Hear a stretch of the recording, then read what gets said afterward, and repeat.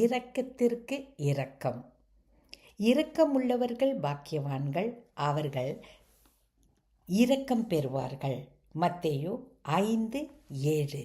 தேவன் நம்மிடத்தில் இரக்கமாய் இருக்க வேண்டும், தேவன் நம்மை மன்னிக்க வேண்டும், தேவன் நம்மிடத்தில் இரக்கம் காட்ட வேண்டும் என்று விரும்புகிற நீங்கள் நாம் பிறரிடத்திலே இரக்கத்தை காட்டுகிறோமா? பிறரை மிகவும் எளிதாக நம்மால் மன்னிக்க முடிகிறதா?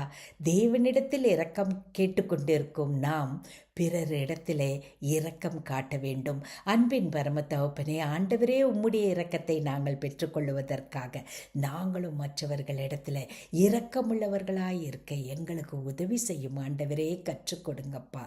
இயேசு கிறிஸ்துவின் மூலமே ஆமேன்.